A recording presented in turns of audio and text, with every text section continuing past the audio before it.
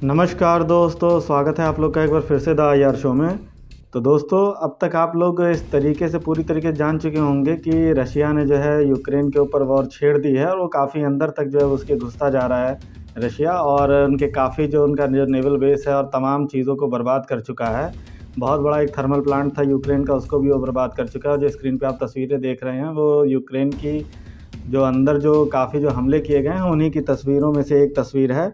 तो अब वो न्यूज़ तो अब आप लोग को पता ही है, लेकिन आज हम लोग बात करेंगे कि किस तरीके से अब तक जो पूरी डेवलपमेंट हुई है वो क्या हुई है और इस मुद्दे पे अभी और क्या हो सकता है और इंडिया का क्या स्टैंड है और चीज़ों में हम लोग देखेंगे।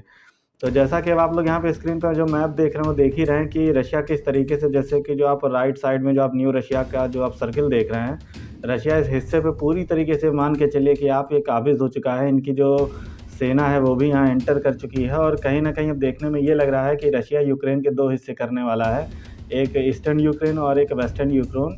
हालाँकि इससे पहले आप लोग को मालूम ही होगा कि डोनेट्स्क और लुहांस्क को जो है 2 इंडिपेंडेंट देश घोषित कर दिए थे रशिया ने, लेकिन रशिया यहाँ से भी नहीं मान रहा है। जैसे कि आप यहाँ इस समय जो स्क्रीन पे जो आपको मैप दिख रहा है, इसमें आप ये समझने की कोशिश करिए कि अब बेलारूस के ज़रिए माना जा रहा है कि रशिया यहाँ पे टैंक्स भेज सकता है, और कई जगह से रिपोर्टिंग भी आ रही है कि बेलारूस ने टैंक्स जो है वो भेजना शुरू कर दिए हैं। यानी एक तरीके से पूरा कब्जा करने की कोशिश कर रहा है यूक्रेन पे रशिया, और रशिया कहीं से भी रुक नहीं रहा है। आपको मालूम ही होगा कि जो बाइडेन हैं, उन्होंने यूक्रेन के मुद्दे पे लेके अब इस चीज़ को साफ तौर पे क्लियर कर दिया है कि वो रशिया से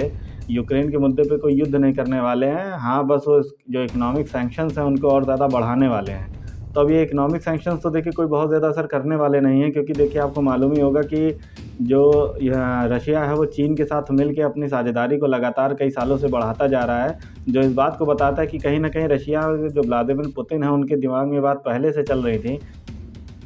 कि आगे चल के जब भी वो ऐसा कोई काम करेगा तो अमेरिका उसको सैंक्शंस के ज़रिए रोकने की कोशिश करेगा। और 2014 से तो देखिए वैसे भी रशिया के ऊपर सैंक्शंस लगे हुए हैं, उन्हीं सैंक्शंस को बढ़ा दिया अमेरिका ने, तो उससे कोई बहुत ज़्यादा फ़र्क नहीं पड़ने वाला है, क्योंकि रशिया ने पूरी तैयारी के साथ इस काम को किया है। यूक्रेन को लेके वो जानता था कि ऐसा कुछ होगा, तो अमेरिका जो है वो सैंक्शंस को और बढ़ाएगा, इकोनॉमिक सैंक्शंस को। तो इसीलिए रशिया ने अपनी पहले से जो पार्टनरशिप है वो चीन के साथ पहले से बहुत ज़्यादा मजबूत करके रखी हुई है। चाहे ट्रेड की बात की जाए उसको बढ़ा दिया है, और ट्रेड में इन्होंने इस चीज़ के ऊपर भी एग्रीमेंट कर रखा है कि हम इसको गोल्ड में कर सकते हैं, या जो चीन की जो करेंसी है युआन, उसमें भी जो है हम लोग अपना व्यापार कर सकते हैं। तो कहीं न कहीं रशिया इन सब बातों के लिए पहले से प्रिपेयर्ड था। अब बात दरअसल दोस्तों यहाँ पे भारत की आ जाती है, क्योंकि रशियन जो प्रेसिडेंट है उनको माना जाता है कि वो मोदी के काफ़ी करीब हैं। तो अब पीएम मोदी से जो है यूक्रेन के जो प्रेसिडेंट थे उन्होंने अपील की थी कि पीएम मोदी को इसमें इंटरप्शन करनी चाहिए और रशिया को इससे रोकना चाहिए। और आप जानते ही होंगे कि भारत के समय अमेरिका के साथ भी काफ़ी अच्छे संबंध हैं, तो इसके लिए जो है माना जा रहा था कि भारत जो है इस पे कोई काम करेगा। और भारत ने दोस्तों इस पे अब ये अमेरिका यहाँ पे देखना चाह रहा है कि जो भारत है वो खुल के यहाँ पे आलोचना करे रशिया की, लेकिन भारत ने अभी तक इस पे आलोचना नहीं की। हालाँकि उसने ये ज़रूर कहा है कि जो युद्ध की स्थिति है उसको टाला जाए और जो वापस जो डिप्लोमेसी है उसके ऊपर लौटा जाए। इसके लिए अब भारत के जो प्रधानमंत्री हैं उन्होंने यहाँ पे व्लादिमीर पुतिन है उनसे बात भी की है, लेकिन अमेरिका यहाँ इन बातों से खुश नहीं है, क्योंकि अमेरिका की एक तरीके से पूरी की पूरी इज्जत दांव पे इस समय लगी हुई है। अफ़गानिस्तान का क्या हुआ वो सब आप लोग जान रहे हैं, ताइवान की सिक्योरिटी इन्हीं के उस पे थी, और यूक्रेन भी कहीं न कहीं इन्हीं की रिस्पॉन्सिबिलिटी माना जा रहा था। तो यूक्रेन को लेके जिस तरीके से एग्रेशन अपना रशिया ने दिखाया है, तब उससे जो बाइडेन है उनकी पूरी की पूरी इज्जत जो है वो तार-तार हो चुकी है। अब इसको आप इसी तरीके से समझ सकते हैं कि जो इनकी अप्रूवल रेटिंग है वो ऑलरेडी जो है वो 36% के आसपास में पहुंच चुकी है, क्योंकि यूक्रेन के मुद्दे ने इनकी अप्रूवल रेटिंग को बहुत ज़्यादा गिराया, जो आगे चल के पॉलिटिकली रूप से जो बाइडेन के लिए बहुत ज़्यादा खतरनाक होने वाला है इनके अपने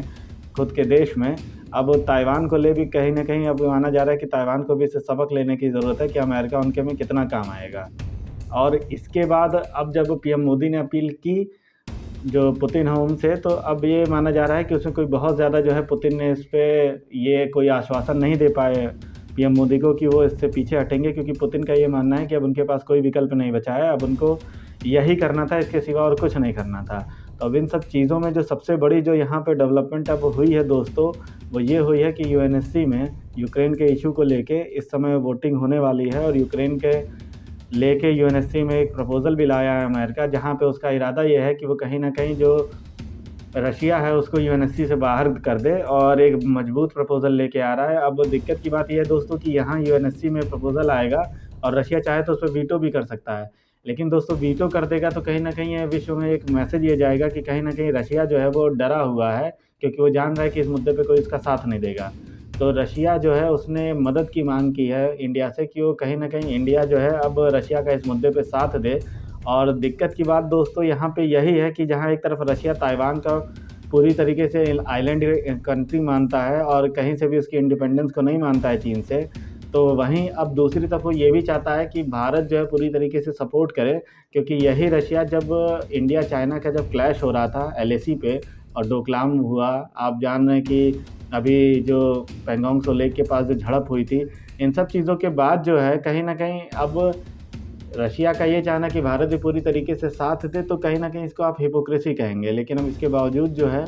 रशिया ने इसकी डिमांड की है और यूक्रेन के मुद्दे पे अब इस पे वोटिंग होने वाली है। तो अब देखने वाली दिलचस्प बात यही होगी कि भारत यहाँ पे क्या स्टैंड लेता है, क्योंकि भारत ने ये तो ज़रूर कह दिया रशिया से कि आप जो है इस अग्रेशन को कम करिए और डिप्लोमेटिक तरीके पे वापस लौटिए। लेकिन अमेरिका इस बात से कहीं ना कहीं बहुत ज़्यादा दुखी है, क्योंकि अमेरिका अब ये चाह रहा है कि भारत जो है वो खुल के आलोचना करे रशिया की, क्योंकि उनका ये मानना है कि रशिया और चाइना अब एक साथ हैं। भारत इस रियलिटी को जितनी जल्दी स्वीकार कर लेगा वो अच्छा होगा, क्योंकि चाइना, रशिया और पाकिस्तान का एक गठजोड़ बन रहा है और भारत उसको स्वीकार करने को तैयार नहीं है। क्योंकि अभी कुछ समय पहले ही ये खबर आई थी कि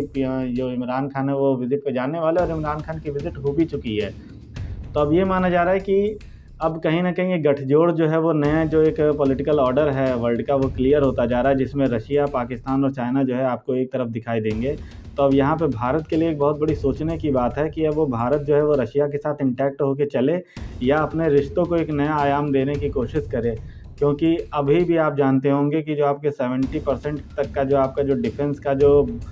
प्रोक्योरमेंट है वो रशिया से ही होता है, और रशिया एक काफ़ी करीबी पार्टनर रहा है भारत का इतने साल से। तो एक भारत के लिए भी काफ़ी डिलेमा वाली कंडीशन है। अब अगर भारत यहाँ पे अपने आप को एब्सटेन करता है तो ये कहीं ना कहीं रशिया के साथ रिश्तों को भी प्रभावित करेगा, क्योंकि दोस्तों इसका कोई बहुत ज़्यादा प्रभाव नहीं पड़ेगा, क्योंकि कहीं ना कहीं इसका यही इंडिकेशन जाएगा कि भारत भी अपने आप को एब्सटेन करके यहाँ पे एक इनडायरेक्ट मैसेज यही दे रहा है कि जो यूक्रेन के साथ रशिया कर रहा है वो गलत ही कर रहा है। रही बात दोस्तों चीन की, तो चीन ने भी यहाँ देखिए अब तक कोई ऐसा कोई रिमार्क या कोई अब तक ऐसा कोई स्टेटमेंट नहीं दिया जिससे ये पता चलता हो, साबित होता हो कि वो रशिया का बहुत ज़्यादा साथ देने वाला है इस पे। क्योंकि उसने यही कहा कि दोनों जो है सबको जो है अपनी स्थितियों को बचाना चाहिए, किसी भी तरीके की वॉर से बचना चाहिए। तो अब यूएनएससी में जो इस समय हो रहा है वो आगे चल के रशिया को जो है बहुत ज़्यादा प्रभावित करने वाला है और कहीं ना कहीं भारत के भी रिश्तों को बहुत ज़्यादा प्रभावित करेगा। क्योंकि अब इस समय रशिया को लेके एग्रेशन जो है वो यूएसए का और यूएसए के जो अलाई कंट्रीज़ हैं उनका बढ़ता जा रहा है। अब देखने वाली सिर्फ सूरत यहाँ पे ये है कि भारत यहाँ पे क्या करता है, क्योंकि अमेरिका पूरी तरीके से ये चाहता है